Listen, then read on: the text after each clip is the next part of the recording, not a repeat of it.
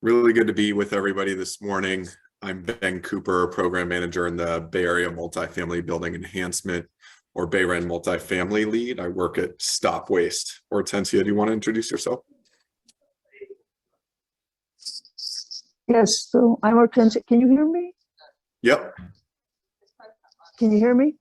Yeah. Oh, okay, great. Hello all, and I also want to thank everybody for the opportunity to speak to you today. I'm at another location, so I'm trying to facilitate so I can do this.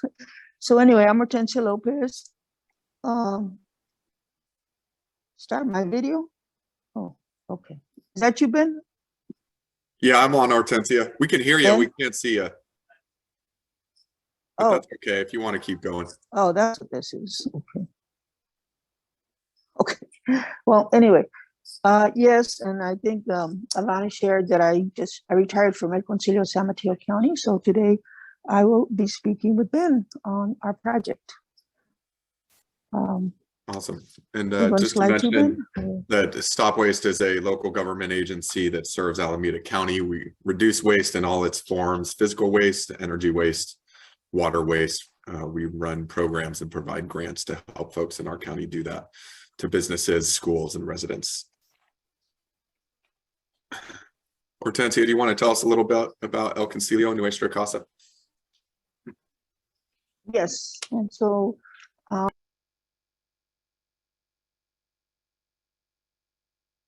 Oh, I think you're muted.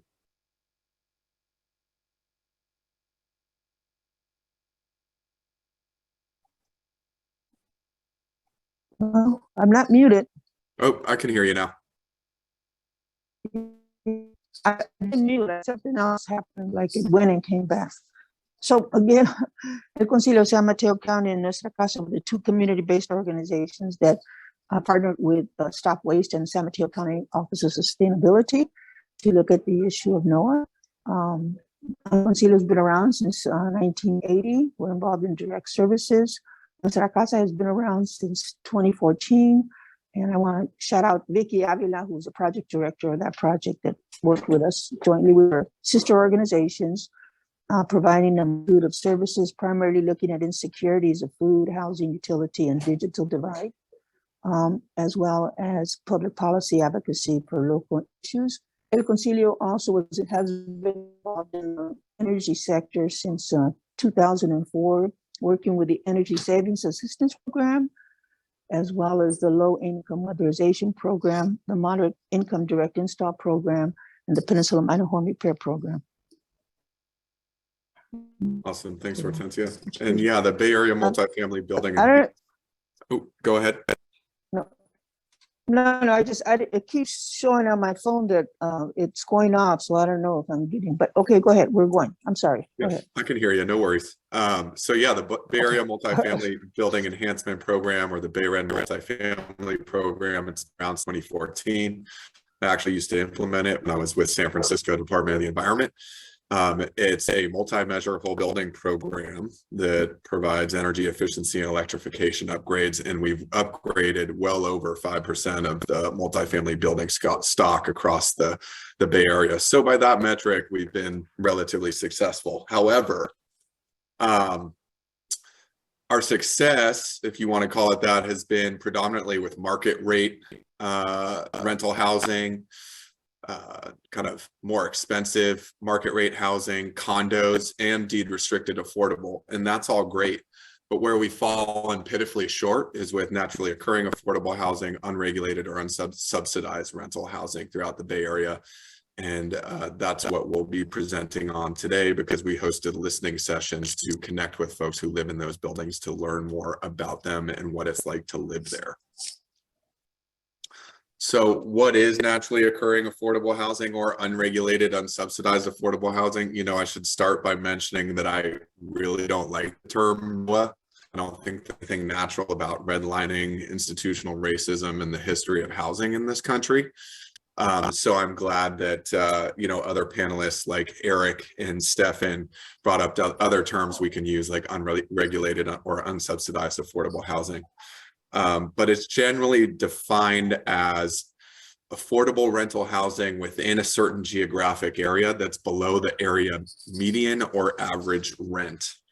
It's often associated with smaller or medium-sized multifamily properties, often with deferred maintenance, old or inefficient envelopes, systems, and appliances. So you can see some picture examples here from photos that have been taken in the field by Bambi TA staff.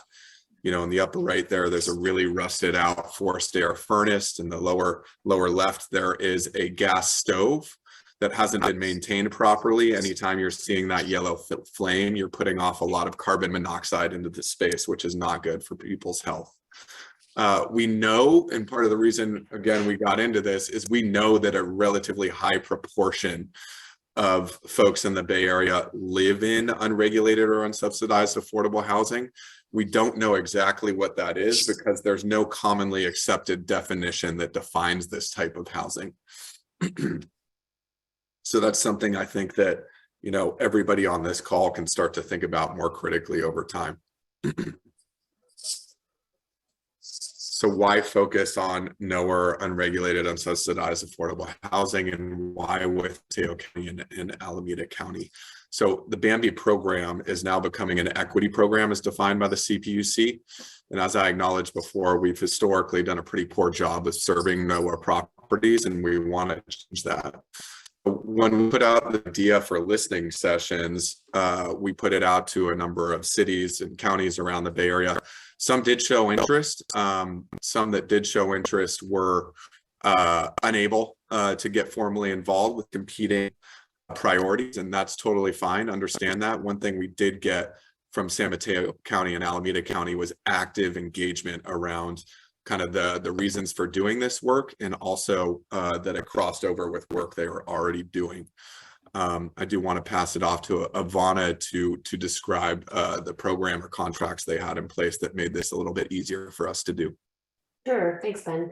So at the Office of Sustainability in San Mateo County, we wanted to move away from one-off kind of contracting approaches. We wanted something a little bit more flexible and consistent. So we really sought a method for working more frequently with community-based organizations. We wanted to streamline what everybody here in local government knows is often a clunky and protracted contracting process.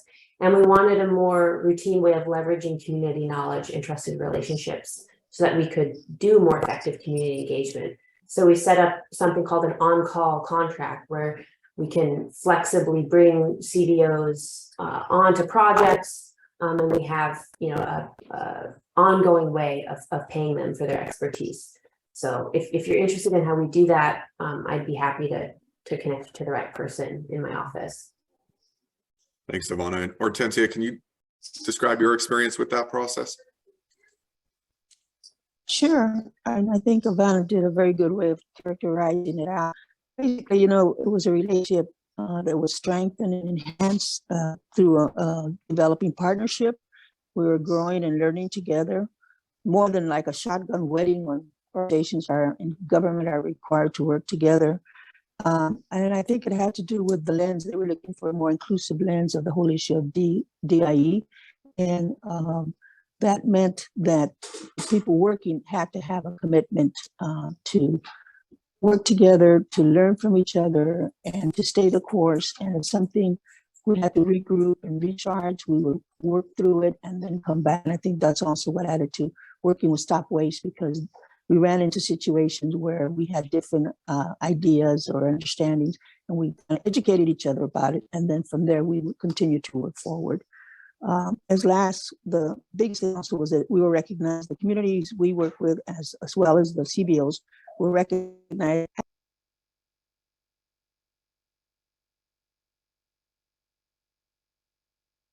We lost Ortensia there, but I do just want to add from StopWaste perspective, the BayREN perspective, being able to fund this, already having existing contracts in place that we could just layer a scope of work on and budget onto, really kind of grease the tracks for us in doing this work and shorten the timeline of the contracting process, which was honestly just enjoyable for me as somebody who tees up a lot of one-off contracts. and we'll see if Ortensia is able to hop back on. But once we had the contract in place, we started to think about reaching out to folks who lived in NOAA properties to tee up the listening sessions. And Ortensia, if you're on, please just cut me off. But I'll Okay. oh, Ortensia, are you there? Here, can you hear me? Yeah, I can hear you. I've got this slide Okay. teed up for you. I Just think keep- you're going to run with it. Oh, okay, well, you know, probably. Hey, Ben, I think it would be better to just continue. Yeah, sounds good. Ortensia has very good connection. Yeah, Ortensia, if you get a better connection, just let me know. But her group, El Concilio and Nuestra Casa, two really well-respected CVOs in San Mateo County, through years of services, providing services to the community, already had trusted relationships with the community in place. And it was easier for them to connect with renters in NOAA housing because they were already actively in contact with these people through other programs that they provided. And through those services that they were providing, they were able to invite people to the listening session. So while they were out in the community doing other work, they were able to invite people to the listening sessions and let them know that we were providing gift cards and food to encourage people to attend.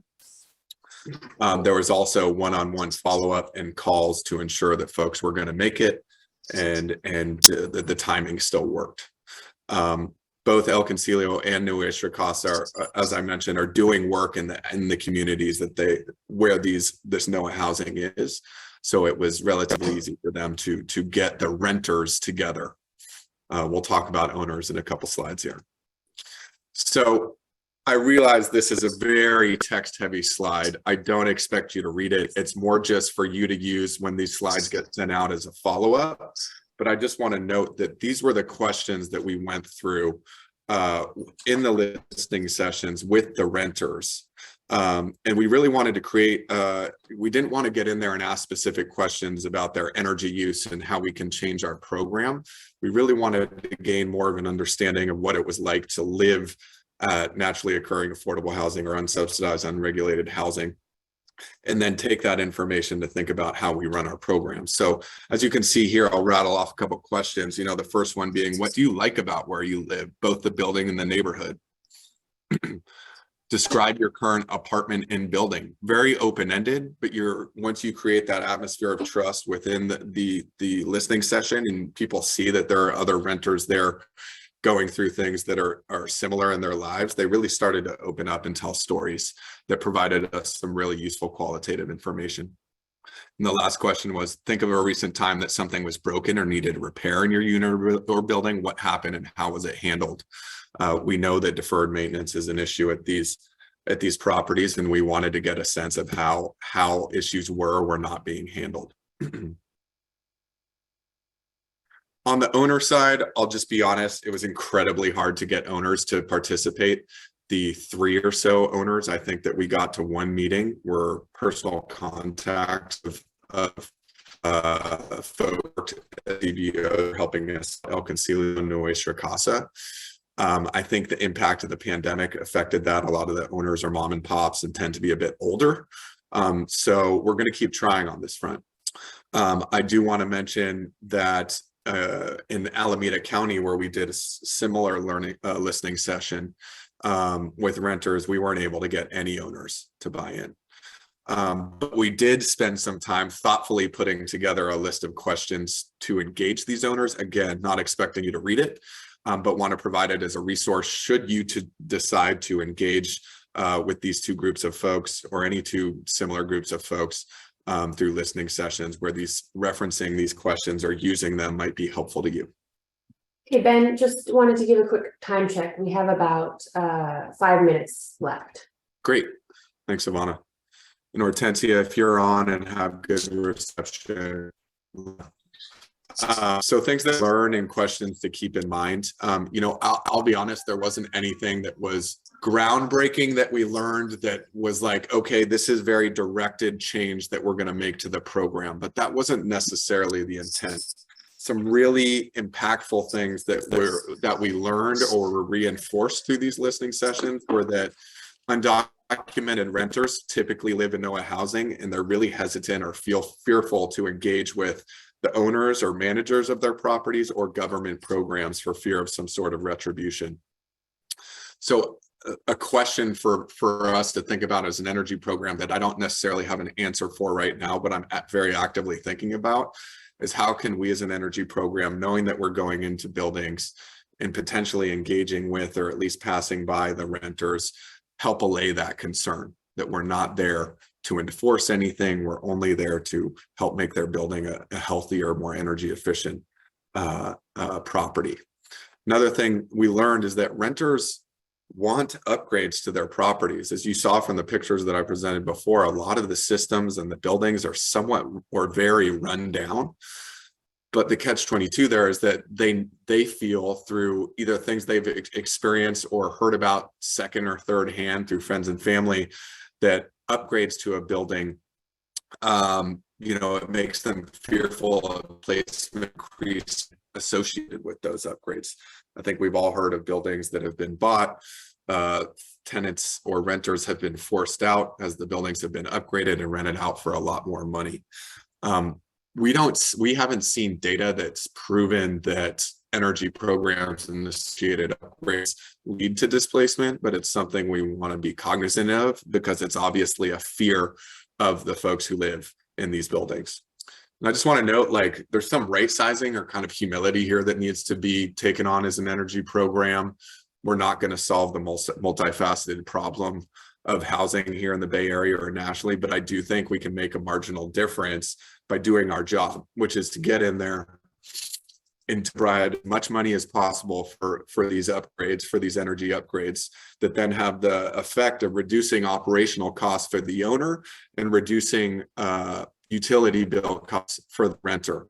And if we're doing that, we're stopping or providing less upward pressure for the owner to raise rents. And if they do go up, which we all know they inevitably will, we're providing maybe a little bit of room through saved money on energy bills for renters to absorb those costs. And that's where I think we can make a marginal difference here. Suggestions for similar engagement, coming out of the pandemic, I'd really encourage in-person interaction, but provide hybrid if possible. Folks are super busy, they work odd hours. It might be a lot easier for them just to log into a meeting while they're cooking dinner, their fam home. So if you have the technical ability to set up hybrid meetings, I'd suggest that. The message and the messenger, folks engage with a trusted entity, rally all people of goodwill. One thing that made our listening sessions effective and created an atmosphere of trust for those hosted by Nuestra Casa and El Concilio was, like I said before, they've been doing work in the community for years. And I think that was really important for us to both engage people and get the numbers to show up that we did, but then also for them to feel like they were in a safe space to share stories that were helpful for us. And then going from information extraction to ongoing involvement and interaction. We were very clear at the start that we did not want to go in, get the information and leave, which has been a model that I think historically has been done by energy programs and consultants in this space. We did the work to show up to the meetings in these communities, to show our face, to show that we were interested in engaging with them. Where appropriate, we showed up to the listening sessions. Where appropriate, we didn't.